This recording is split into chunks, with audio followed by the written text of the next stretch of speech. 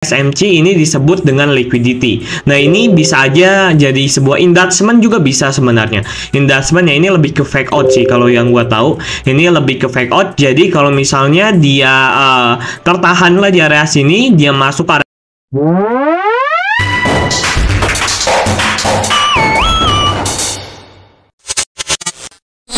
Oke, halo semuanya, balik lagi bersama gue CryptoPost. Jadi di video kali ini gue akan coba update lagi pergerakan harga Bitcoin dan juga Ethereum.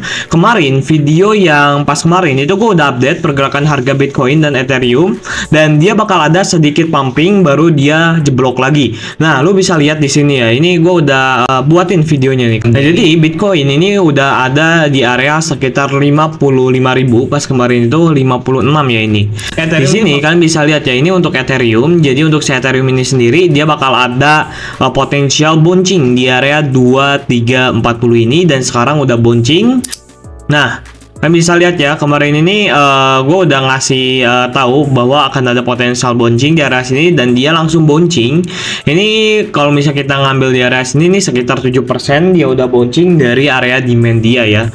Dan untuk Bitcoin juga sebenarnya dia ini udah bouncing ya teman-teman. Nah, kan bisa lihat di area sini. Nah, jadi Bitcoin ini dia bakal masuk ke area sekitar 50.000 dan harusnya tertahan ya. Ini kalian bisa bisa tonton aja video yang ini biar kalian juga lihat ya. Jadi Bitcoin ini dia bakal bouncing di area sini, di area 55.000, dan sekarang Bitcoin juga sudah bouncing. Nah, di sini gua akan coba update lagi pergerakan harga Ethereum dan juga Bitcoin untuk hari ini dia mau kemana. Jadi sebelum nonton video ini kalian bisa move dulu nonton video yang sebelumnya, dan kita akan langsung aja ya lanjut ke inti videonya. Nah, teman-teman semuanya, yang pertama yang akan gue jelasin di sini, gue akan coba jelasin ke kalian semua untuk segi dari liquidation head map Bitcoin. Nah, kalau misalnya kalian mau cari liquidation head map Bitcoin, ini kalian cari aja CoinGlass terus masuk ke liquidation head map. Nah, cara bacanya gimana? Cara bacanya berarti area yang kuning ini area yang strong liquidity, atau area yang SL-nya di area sini lah, intinya seperti itu. Nah, untuk strong liquidity sekarang ini berada di area 58.000, oke? Berada di area 58.000 dengan liquidity leverage sekitar 38 juta dolar. Dan ini gua akan coba ngasih tahu juga ke kalian untuk yang namanya Wells Order and Large Trader. Jadi ini adalah indikator untuk kita mengetahui di mana area letak beli dari Wells dan juga Big Trader ya, atau Smart Money. Nah, kalian bisa lihat ya bahwa ada yang namanya Wells atau ada yang namanya order besar di area 55.000 ya. Di area 56.000 pas di sini ada area order yang sangat besar. Ini numpuk ordernya di area sini. Jadi order buy ini numpuknya di area sini. Dan untuk area jualnya, untuk area sell-nya ini kebanyakan di area sekitar 59.000. Nah, untuk area yang selling pressure-nya paling kuat, ini yang belum ketembus, ini di area sekitar 60.000. Nah, di area 60.000 ini sekitar berada di area liquidation head map yang sangat kuat juga di area 59.000-an. Nah, berarti area-area sini ini area order yang sangat-sangat besar di area sini ya. Dan di area ini, di area 56.100 sampai 56.000, ini area positioning yang sangat kuat. Nah, jadi di sini kita udah lihat ya bahwa kalau misalnya kalian baca di sini, potensial Bitcoin ini bisa masuk ke area atau ngambil dulu liquidation di area sekitar 58.000. Tapi menurut gua pribadi ini bakal ngambil dulu area liquidation di sini baru dia bouncing sampai ke area atas. Nah, di sini kita akan langsung aja masuk ke chartnya seperti apa sih pergerakan harga Bitcoin untuk next move-nya. Sebelum masuk ke chartnya, di sini gue mau ngasih event dulu ke kalian. Ini ada yang namanya kalian bisa dapetin 50 US dollar secara gratis. Ini event kolaborasi dengan Bitget. Jadi CryptoPost X Bitget, kalian bisa dapetin voucher trading sekitar 50 US dollar secara gratis. Dan di sini ada syarat-syaratnya teman-teman. Nah, ini volume perdagangan ini cuman 1000.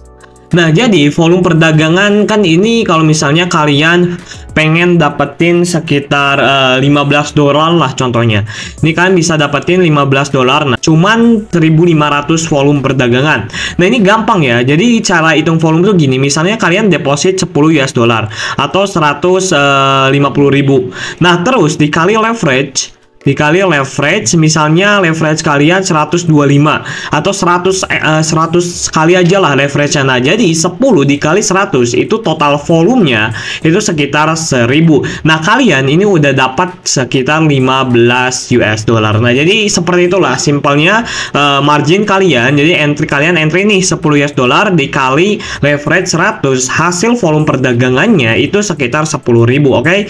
Nah, jadi kalian bisa langsung dapetin sekitar $15 secara gratis. Nah, kalau misalnya kalian mau dapetin $15 lagi, ini kalian bisa ngedagangin sekitar 10.000 volume perdagangan. Berarti ini kalian cuman butuh 10 kali entry kalau misalnya kalian pakai modal sekitar $10. Kalau misalnya kalian pakai modal $100, itu kalian jebret aja $100 udah langsung dapat gitu, sekali entry aja gitu.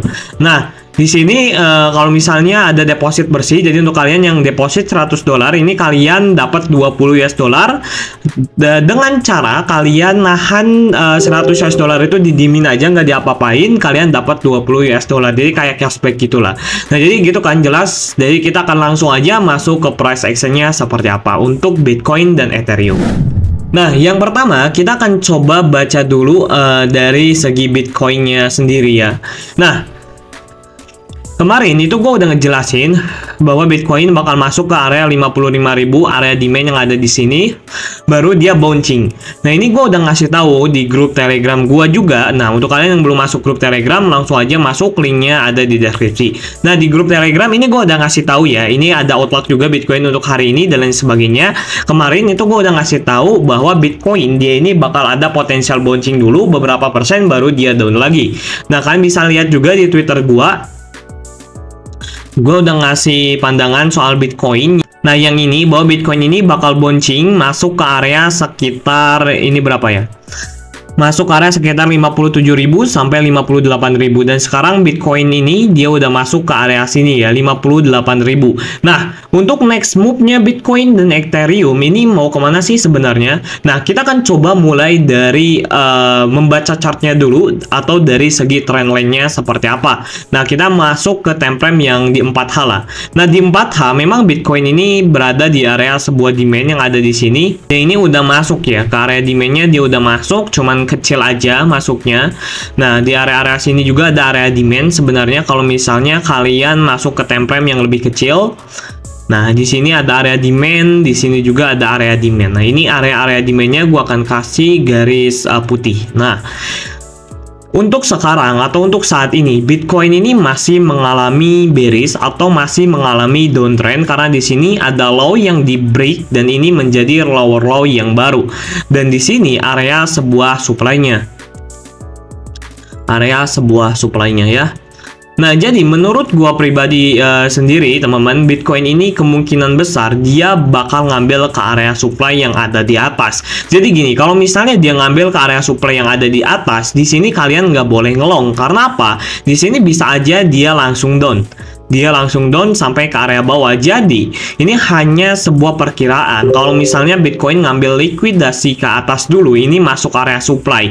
Nah, di area supply inilah kalian bisa sorting position, karena di sini juga dikuatkan oleh adanya yang namanya area 2 resisten atau disebut area fake out. Kalau misalnya di supply and demand, kalau misalnya di area resisten yang berhasil di break dan ini menjadi area flag limit. Jadi next move untuk Ethereum dia bisa masuk ke area demand yang ada di bawah ini. Dan kalau misalnya kita masuk ke time frame yang lebih kecil di 4H-nya sendiri, di sini ada yang namanya SMC, ini disebut dengan liquidity. Nah, ini bisa aja jadi sebuah inducement juga bisa sebenarnya. Inducement ya ini lebih ke fake out sih kalau yang gua tahu. Ini lebih ke fake out. Jadi kalau misalnya dia tertahan lah di area sini, dia masuk ke area sini, ini kalian sell di sellnya di area sini. Jadi jangan pernah nge-buy di area sini, takutnya dia langsung jebol ke area bawah. Oke, jadi kalian bisa selling pressure-nya di area sini.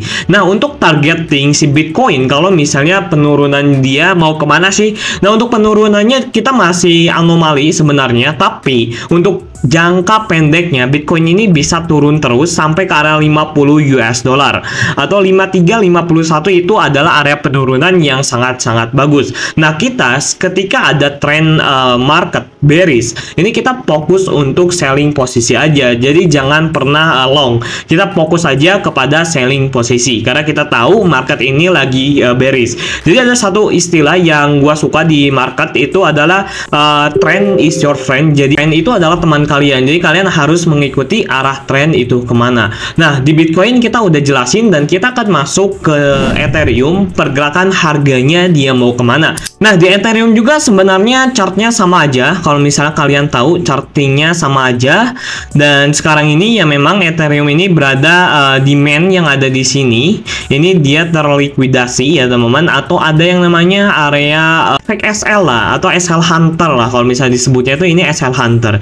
Jadi ketika dia ngambil di breakdown ke area bawah, demandnya langsung dia di pump lagi. Jadi orang-orang yang nge-buy di area sini ini keburu SL dulu nih. Kecuali ya orang-orang yang buy di area sini itu nggak akan SL. Jadi SL Hunter lah ini namanya. Terus dia langsung pumping ke area atas. Nah, di sini untuk kalau misalnya kita tahu ya dari area sini aja, kita akan coba masuk ke time frame yang lebih besarnya biar kita tahu di mana next move demandnya dan juga beberapa area kuat untuk Ethereum.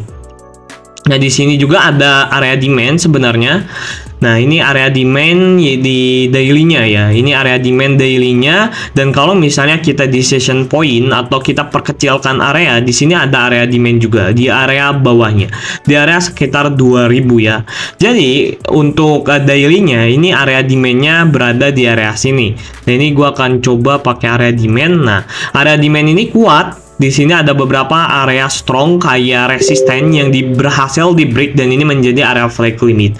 Jadi next move untuk Ethereum dia bisa masuk ke area demand yang ada di bawah ini.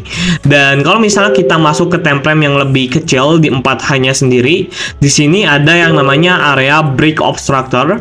Nah, area break obstructor ini kita udah bisa lihat bahwa ini ada yang namanya potensial membentuk low yang baru. Jadi harga yang ada di sini ini potensial membentuk low yang baru. Nah, balik lagi sama kayak Bitcoin bahwa di market kalau misalnya kita mau menang di market, kita harus follow the trend.